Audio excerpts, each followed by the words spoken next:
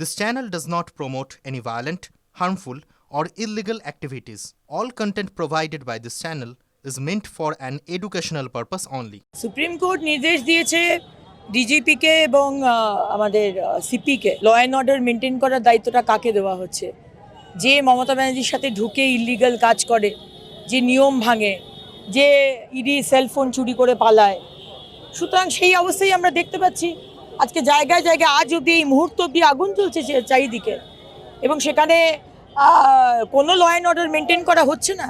আজকে election commission যে 4 জন EROকে arrest করতে বা FIR করতে বলা হয়েছিল, FIR কোনো কিছু করা হয়নি। মমতা ব্যানার্জি এত কনফিডেন্টলি মিথ্যে কথাগুলো বলেন, এটাই খুব ভালো লাগে ওনার। যে ধরনের কথা মমতা ব্যানার্জি, যে অটল বিহারী বাজপেয়ীজির যে যার বাড়িতে গিয়ে তার মাকে প্রণাম করেছিলেন, সেই দল, সেই ভারতীয় জনতা পার্টি এবং সেই নেতৃত্বকে নিয়ে যে কুকথা মমতা ব্যানার্জি করেন, যে ধরনের আবার উনি কথা বলছেন, যে বলেছিলেন সম্পূর্ণ ওনার কি বলবো, প্যাথোলজিক্যাল লায়ার আমরা সাথেই বলি, যে মিথ্যে কথা বলার যে একটা অভ্যেস, এবং প্রবাবলি উনি মিথ্যে কথা বলেন খুব একটা কারণে, যে আসল যে নিয়ে মানে পুরো বেঙ্গল চিন্তা করছে, সেই SIR থেকে হয়তো দৃষ্টি ঘুরিয়ে দেওয়া, বা যে মেন ইস্যু দিয়েছে সেই ইস্যু থেকে দৃষ্টি ঘোরানোর জন্য তিনি এই ধরনের অবান্তর কথা বলে চলেন। যে দুর্নীতি মমতা ব্যানার্জি সরকার করেছে, সেটা 1 জন 2 জন 10 জনের দুর্নীতি নয়,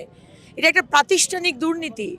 টপ টু বটম, মুখ্যমন্ত্রী থেকে শুরু করে তাদের নিচু স্তরের কার্যকর্তা, everybody is involve. Mamata Banerjee যতই বলেন যে উনি জানেন না, ওনার সাদা শাড়িতে কোনো দুর্নীতির দাগ নেই, কিন্তু আজকে প্রত্যেকটা বিষয়ে আমরা দেখতে পাচ্ছি যে আজকে ওনার সম্মতি ছাড়া এটা করা সম্ভব নয়। সুতরাং সেই কারণেই বাংলার মানুষ বিজেপি সরকার চাইছে যে সরকার এলে প্রতি বছর SSCর পরীক্ষা হবে, এবং মানুষ যোগ্যতা, যে তার যে যোগ্য, তার কোনো কিছু দেখা হবে না, তার কি ধর্ম, তার কি বর্ণ, সেগুলো দেখা হবে না, শুধু যোগ্যতা will be the one and only reason যে কারণে সে সেই SSCতে জায়গা পাবে, প্যানেলে তার নাম আসবে।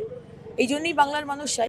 অমান্য করছে এটা খুব পরিষ্কার। মমতা ব্যানার্জি কেন ইসির নির্দেশ অমান্য করছে, কেন এই 4 জন ERO যারা তাদের লগইন পাসওয়ার্ড এই তৃণমূল পার্টির লোকদের দিয়ে দিয়েছিল, এবং তারা সেই লগইন পাসওয়ার্ড দিয়ে যে যার মতো নাম ঢুকিয়ে দিয়েছে, তার সাসপেন্ড করা হয়েছে, কিন্তু কোনো FIR করা হয়নি।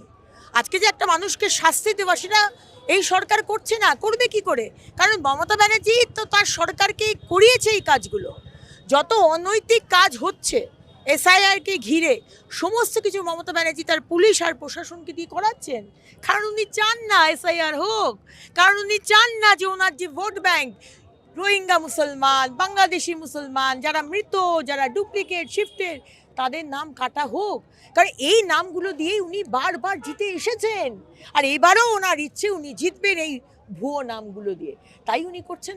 আমাদের নতুন অধ্যক্ষ মহোদয় একদম যুবর নেতা, তিনি আজকে আমাদের সভাপতি হয়েছেন। আমরা অত্যন্ত গর্বিত, এবং আমি পার্সোনালি ভীষণ, আমি বলবো নিজেকে খুব ধন্য মনে করছি যে আমি ওনার সাথে পার্সোনালি কাজ করেছি ঝাড়খণ্ডের ইলেকশনে। উনি আসছেন, দুর্গাপুরে তার সভা আছে, এবং এটা খুব স্বাভাবিক যে বেঙ্গল আমাদের এজেন্ডার মধ্যে ফার্স্ট, বেঙ্গলকে জেতা এবং বেঙ্গলের সরকার গড়া, এবং বেঙ্গলের মানুষ শুধু তাদের নয়, এন্টায়ার ভারতবর্ষের সুরক্ষা আজকে বেঙ্গলের উপর ডিপেন্ড করছে, দেশের সিকিউরিটি আজকে বেঙ্গলের উপর ডিপেন্ড করছে। সুতরাং এটা খুব স্বাভাবিক যে আমার নতুন অধ্যক্ষ মহোদয় নিতিন নবীনজি, তিনি বেঙ্গলে তার এজেন্ডাতে নাম্বার 1।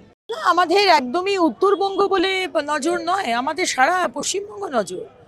উত্তরবঙ্গ, দক্ষিণবঙ্গ, রাঢ়বঙ্গ, নবদ্বীপ, মেদিনীপুর দিকের আমাদের জঙ্গলমহল, সব কিছু আমাদের নজরে, এবং সেই কারণেই আমাদের সম্মানীয় আমাদের প্রধানমন্ত্রী এবং আমাদের স্বরাষ্ট্রমন্ত্রী, আমাদের অধ্যক্ষ মহোদয়, প্রাক্তন অধ্যক্ষ মহোদয়, এখন যিনি এসছেন, নতুন হয়েছেন, তিনি আসছেন। সুতরাং এটা সরকার বানানোর লড়াই নয়, এই লড়াইটা অনেক বড়।